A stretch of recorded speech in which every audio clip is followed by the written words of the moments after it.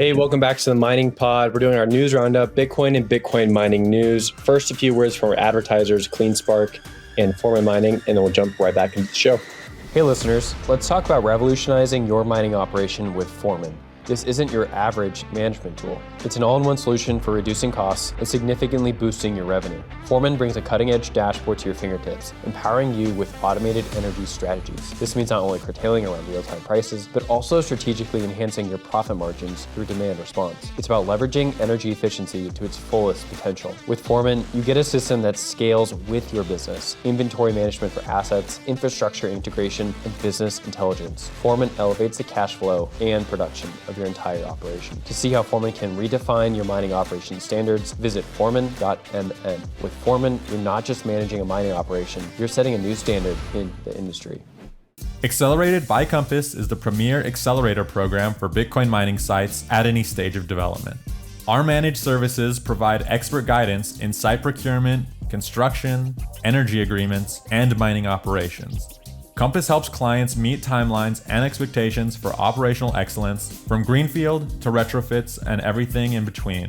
Don't just mine, excel. Visit compassmining.io now to discover how Accelerated by Compass can power your success. Are you a retail or institutional investor interested in Bitcoin mining companies? The Miner Mag brings you free data and analysis from all major NASDAQ-listed Bitcoin mining operations to know who stands out. Check out visualized metrics and data-dependent stories at theminermag.com. Okay, welcome back to the Mining Pod. We're going to go through Bitcoin and Bitcoin mining news. We have a lot to discuss this week, so Matt and Charlie and I will go through it all. We record these Thursday afternoon, put them out Friday morning, so anything changed, can't quite blame us. We'll go through the difficulty and stock update first, then go to the House bill that just passed yesterday, the FIT21 bill. Now it goes over to the Senate that redefines how cryptocurrencies are going to be regulated in the United States. We'll go to Metamask adding Bitcoin support. That's a possibility we want to talk about. It's not confirmed, but there's some scoops from CoinDesk about that.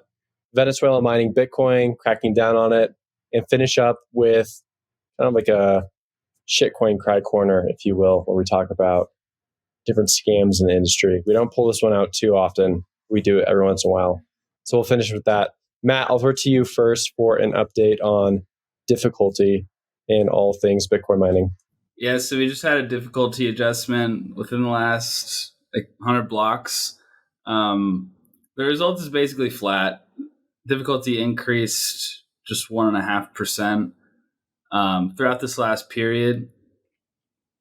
Fees have been pretty quiet. Price actually has increased from about 60K to, at the time of recording, we're about 67. We went all the way up to about 69K though, but this was really late into this difficulty period. So about the whole time, we're actually tending to just be flat, fully, less than 1% in either direction. But I think kind of the price increased towards the end of this period, maybe encouraged a little bit more hash power to come online. There were a couple quick blocks found just before the end of the period.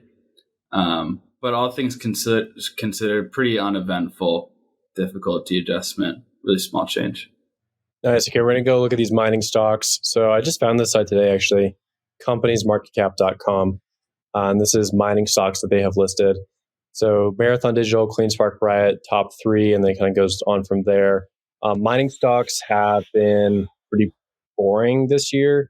We've done a few shows on them over the last few months, but not as much as I expected in 2024. I thought there's going to be a lot more price action, but for the most part, it's been pretty boring. That is until last few days. We had a great piece from our friends over at the Miner Mag showing that there's more going on with mining stocks for the first time. Since the beginning of May, everything is up a decent amount.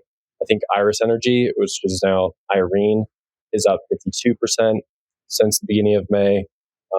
Then kind of rounding out the bottom would be like Hive and Wolf and BitDeer, which are like single-digit percentages down. In between, we got Mara, Bit Digital, Core Scientific, Hut 8. A lot of people are pretty happy right now that mining stocks are pumping again. This is post-halvening, so I think a lot of people looked at this and said, like, there might be some clarity after the halvening in terms of like who's going to survive or who's not going to survive. Yeah, we'll finish up with that. Not too much happening in Bitcoin mining stock land or difficulty network updates this week, which happens. So we'll go to our first more pressing story, which I think is like this House bill that looks like it did pass in the U.S. Congress, but it has to go through the Senate now. U.S. House approves crypto FIT 21 bill with wave of Democratic support. The House's passage of the digital asset legislation passes the crypto baton to the Senate, where odds remain low for decisive action. Reading from the Axios piece about this, Brady Dale clarifies that legislation provides a path for cryptocurrencies that have achieved sufficient decentralization to be traded and used by Americans. It also provides clarity for which tokens would be the responsibility of the U.S. Securities Exchange Commission, the SEC, and how much projects could attain, or how such projects could attain regulated status within the agency. So that's from Axios. What does this mean? I think in general it means that like a lot of these different cryptocurrencies out there might get more favorable status from the U.S., which might lead to a lot of these projects actually adding a lot of market cap, is how I would see it. For Bitcoin mining specifically, I don't think this changes things too much. Like maybe accepts Bitcoin and Bitcoin assets adjacently is more of an asset class because there's more regulation around it. But I do think Bitcoin mining has been probably the most established industry within Bitcoin by TradFi, hence the public stocks we just went over. So I don't see this changing things too much. Matt, Charlie, any thoughts? If you were just looking at just the statements from the Biden administration, you would probably be very doomerish about the future of crypto regulation in the United States. But if you look at the support among, I would say, individual representatives, this was a broadly supported, this was like broadly supported from Republicans and Democrats. It wasn't just a small amount of Democrats either. So you had the traditional villains of domestic crypto, Biden, Maxine Waters, and Elizabeth Warren, all saying they don't like it. But the people have spoken. Crypto as a category is widely supported. It's very popular, and representatives know this. They know that they want it's one of the few kind of unifying topics. This on the back of Trump saying positive things about crypto, as well as the news about the Ethereum ETF, which maybe by the time this goes out, maybe that we have more clarity on that. Like, this is very optimistic after a month of incredibly bad news about domestic regulation and policy. Yeah, I'll add there really quickly some stats. One is how many Democrats supported this. It passed in the House 279 to 136. And the amount of Democratic support, 71 Democrats and 208 Republicans versus 3 Republicans and 133 Democrats voted against this. I believe even Nancy Pelosi voted in favor of this, and a few other large Democratic leaders were in favor of this. And you don't counter trade Pelosi, so that's a pretty clear signal. Yeah, I mean, it seems like the flavor of the week, right, is that Democrats are now seeing a favorable sentiment towards crypto broadly, right? And I think when it comes to U.S. policy, Bitcoin has kind of been separated from the pack for a while now, and that there is kind of more action being taken on regulation kind of in the broader industry. And I haven't looked through this bill deeply or understand what the word sufficiently decentralized really even means in this context. I would love to listen to a lawyer that comes on the pod, Will, if you ever do that one. But I mean, I think it is encouraging to see kind of bipartisan support. And really, I think what a lot of people are speculating is because it's an election year in the States, both sides of the aisle are really trying to convince the swing voters, right, in the swing states that are basically one-issue voters in support of crypto to align with their side, and that both sides are encouraging and everybody loves crypto, and that shouldn't be determining who your presidential vote is come November. Yeah, it does seem like super bullish for what the last half this year could hold. If this goes through, regardless of Biden, and it just gets pushed through, I don't think it would ever meet the 2/3 requirement. But let's say Biden just agrees to sign it because there's Democratic support in the House. That's really bullish, even if Biden wins the election. And if Trump wins the election, it seems like uber bullish for Bitcoin because he seems to be like pushing for it now. We've even seen tweets from like David Bailey over at Bitcoin Magazine talking a lot about how he's trying to get Bitcoin miners and other like Bitcoin executives in front of the Trump administration. Now, of course, you have to pay a nice campaign fee to get that done. But the fact that we have people doing that in front of Trump, and Trump is talking positively about these things while showing his NFT collection, that seems pretty positive. Yeah. Any other thoughts? By the way, the Trump NFTs have done pretty well. They've actually outperformed. They've outperformed most other trades of the year. So, and if there's two things that Trump and Pelosi align on, it's making money.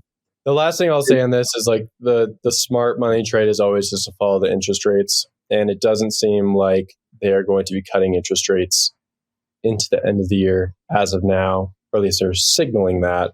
And a lot of the bankers are also saying the same thing. That could change. A lot of politicians kind of force or strong arm central banks around election time. But for right now, I'd still say that cryptocurrency prices track general interest rates. In the competitive world of Bitcoin mining, one name stands out: CleanSpark, America's Bitcoin miner. At CleanSpark, efficiency isn't just a goal, it's our standard. Our sophisticated facilities are built and led by expert teams who care about Bitcoin and the communities we work in. Scale? We've mastered it. Our large-scale operations have set us apart in the industry as examples of community-oriented building. Our track record speaks for itself. We navigate the complexities of the new economy with precision and with skill, continuously achieving operational milestones. Curious about how we do it? We invite you to discover the story behind CleanSpark's success at cleanspark.com. Let's go over to this Venezuela story. Venezuela, as Matt said prior to us going live, flip-flops every year, it feels, whether they're super pro Bitcoin mining or super anti-Bitcoin mining. Apparently this year is the year they start cracking down. We've seen nations crack down on miners historically in the past. China, Kazakhstan, places in the US, New York. We will see. I think anybody who's been in the business knows, like, not to read and not to believe the nameplate story that it's because of grid instability issues, especially when you're looking at Venezuela.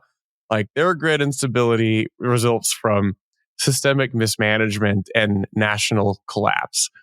But, I think they don't like capital flight. I think that's a big reason for a lot of nations to need a boogeyman, and Bitcoin mining is a very easy and effective boogeyman. I don't know. What do you think, Matt? We gotta intro the story first. Venezuela down on Bitcoin miners amid grid concerns. So there's a story from Venezuela that one of the sub agencies, I believe from the presidential office, but cracked down on a Bitcoin mine with 2300 Antminer S19J Pros. This was an anti-graft operation. We'll throw up a video in a second kind of detailing this. But to Charlie's point, there's a long history of Venezuela and Bitcoin mining, and both being pro-Bitcoin mining and anti-Bitcoin mining, seemingly out of the same mouth. It's very confusing. It all seems to have to do with government. Matt? It's just evident. I mean, you guys covered the story well. So I'll just say what I think is the takeaway for miners. You probably just want to avoid jurisdictions where there can be sudden policy changes that go outside of your favor, right? Places where there's full controls in sort of government elected officials or the president, authoritarian dictator of a certain country. And I think this is something that miners have come to know very well in the last couple years. Bitcoin mining really wasn't like a major government policy topic, 5 years ago. But I think we've seen more and more countries take a stance and either try to ban or try to support mining. And I think you just have to be aware, right, of what situation you're getting into, whether there's any tariffs, right, whether there's kind of intricate gotcha laws before you move your operations or purchase a facility in a certain place.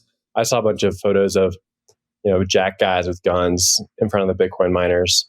That always gives me a solid laugh, as if like they're protecting the people from these computers that hash SHA-256. So it was a classic. I wish I had that photo up on screen, Well, but definitely those. What was the country that was steamrolling ASICs a couple years Oh ago? my goodness! It was somewhere in Southeast Asia. It was like Thailand or They steamrolled Vietnam. S9s. Yeah.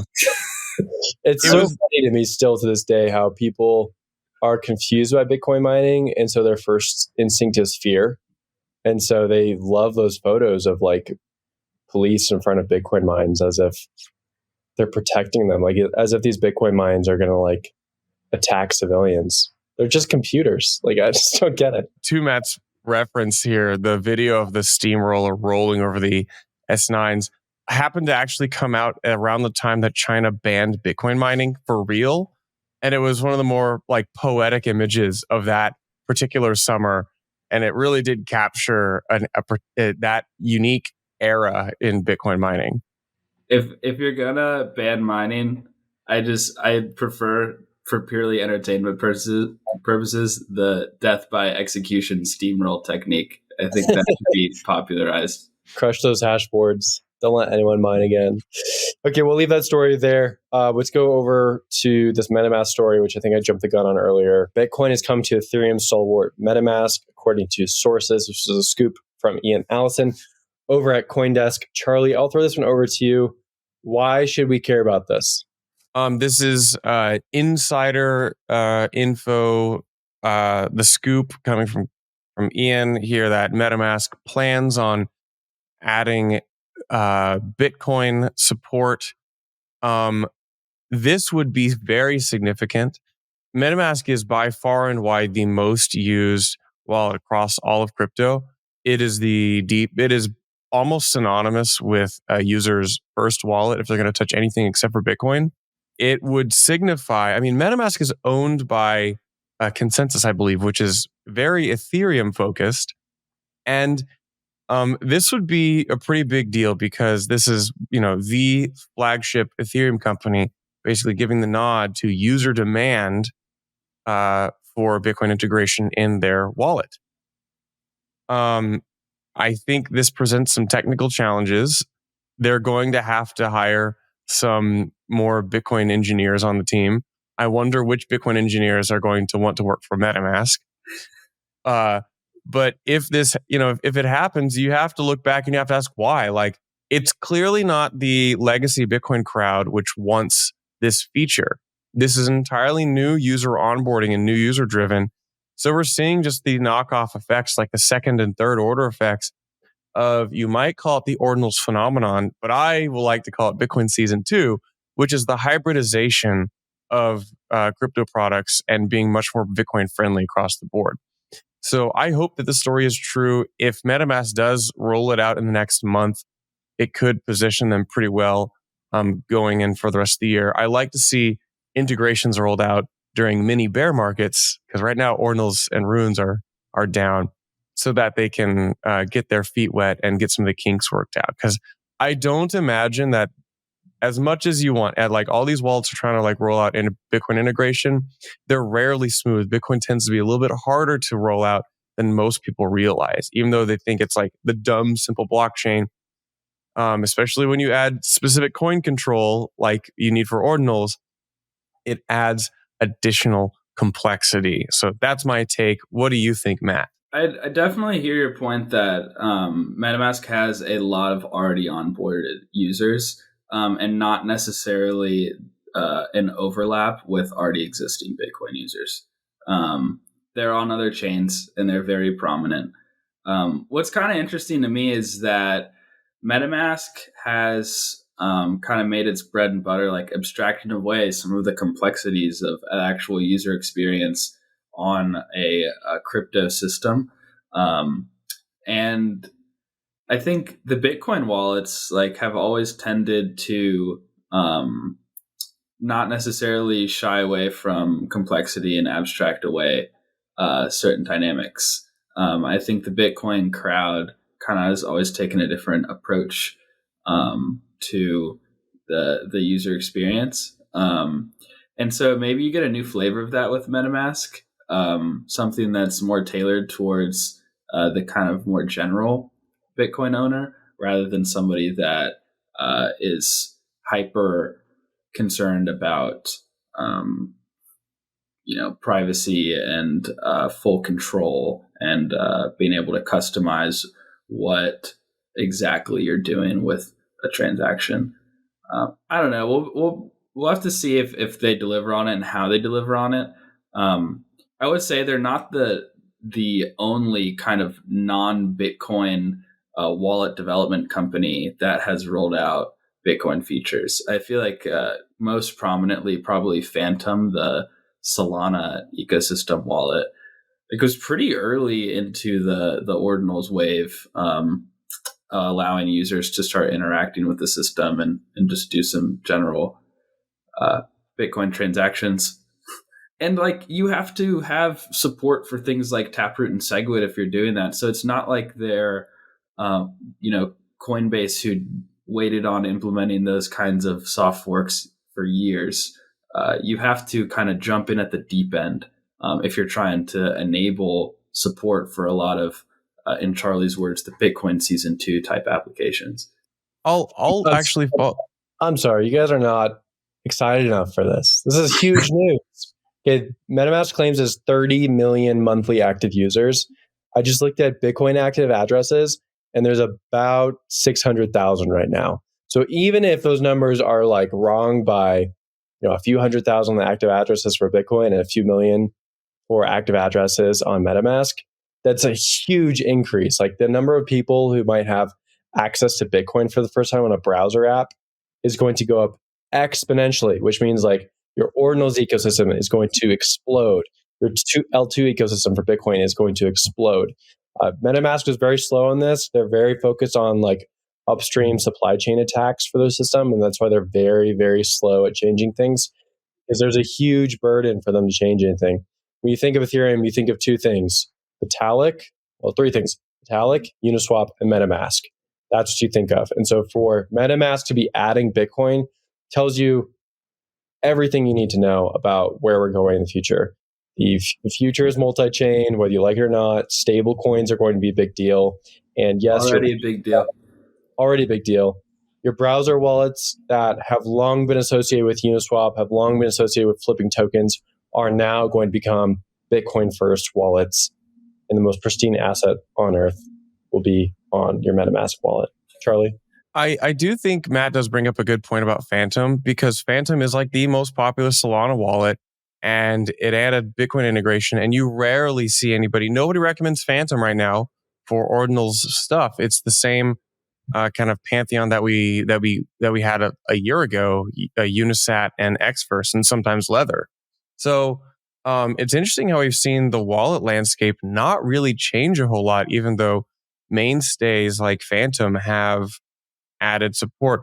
MetaMask, you bring up a good point, Will. 30 million active users is no small feat. I think I'll probably say, like, if MetaMask can make the jumping from different chains as easy as they have in the world of going from ETH to Osmosis to Polygon, and then they add Bitcoin on there, I think that sets the stage for the prime meme coin, and you might call it degen Bitcoin DeFi era that is ahead of us. Because if there's anything people want to do, they know that DeFi has not made every single person rich over the past 2 or 3 years, but that was on other chains. Maybe it'll happen on Bitcoin this time. So we can see where the narrative is going. We can skate where the puck is headed. I want to say one more thing on this before we move on, Will.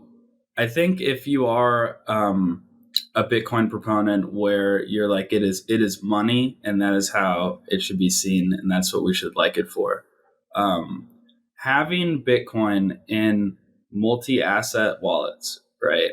Which you could say multi-chain, but it's a plethora of assets that you basically have access to. If you're somebody in an emerging market country that doesn't want to download an initial app for Bitcoin only, and instead you just want a wallet on your mobile phone or your computer that has options across all assets, you basically have Bitcoin in direct competition with other forms of money, right? Specifically stable coins, probably a local currency, as well as meme coins and everything else out there, right? That are other options as assets. You basically get to see people's monetary preferences in real time at that point. Gresham's law can actually play out.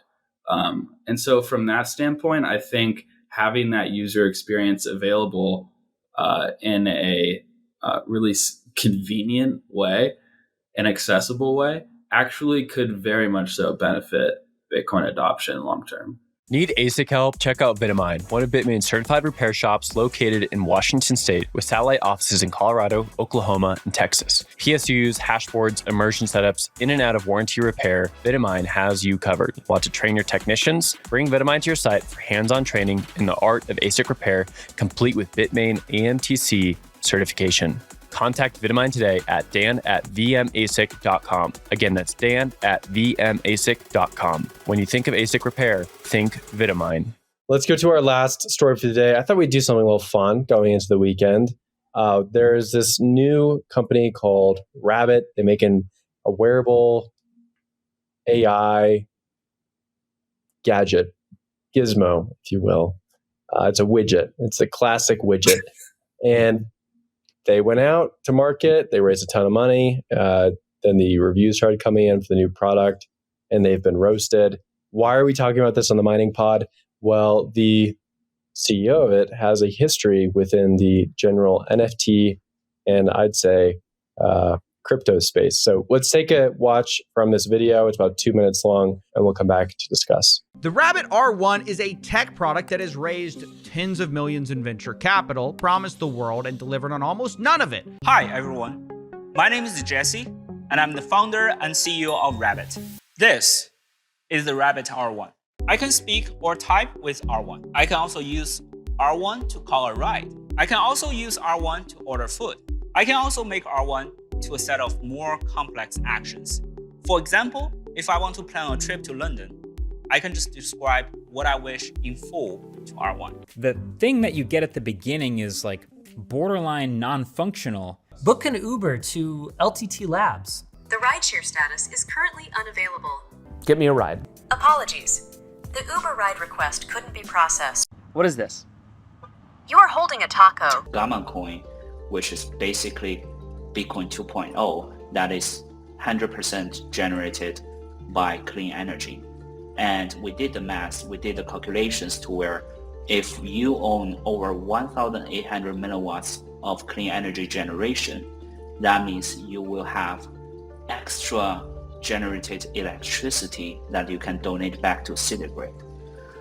So the general concept is, let's say if you own a Gamma NFT, that means you own the equal portion in valuation of your NFTs at that moment of that clean energy grid that we started building in the real world.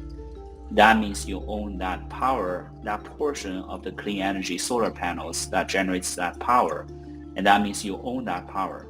And that also means that you own that portion of that power, and that power will be used to generate Gamma coins. That means you can earn your Gamma coins out of this entire clean energy cycle. Incredible. Okay, so I'm going to give some backstory before we get into the takes. So the Rabbit was this AI device that came out of Silicon Valley. The CEO, you just heard his voice. He raised a ton of money to be able to create this thing. And the question, of course, everyone asks is, why do I want another device for AI tooling? Why not just use my iPhone? So it's been flamed online pretty heavily. And then when it came out, it didn't really work at all. Couldn't do any of the things that people thought it could when they purchased it. So people started digging into his backstory. And of course, it happened to be not only an NFT, I don't want to use the word scammer, but seems like that, NFT scammer. But his initial project that he raised funding for back in 2021 was also an AI coin tied to the metaverse that used clean energy from the grid in order to create more crypto, a Bitcoin 2.0, as he penned it. So I thought it was so fun to go into the weekend and just talk about how, these guys, they keep coming around. They don't leave. They find the news story, they raise a bunch of money. I don't know who's writing these checks, but yeah, Matt, to you. Holy buzzword in that description of what that, I don't know the product even. I don't know. I'd never seen that video. So like raw reaction here. One is hilarious when it called the chip a taco. That like touches home as someone that's in Texas. I don't know. He's like a G League level fraudster. Like if Sam Bankman-Fried was like the MVP last season and Do Kwon was like the runner up, this guy is like he's not even on a starting roster. He raised hundreds of millions for the rabbit. He raised what? Hundreds of millions for the rabbit. Okay, so he got drafted. I'm unsure how much he raised for his NFT AI clean energy Bitcoin 2.0 that includes a metaverse project, but he did raise money for that as well. At least he came out with a product, right? I mean, they actually, that there are physical devices floating around.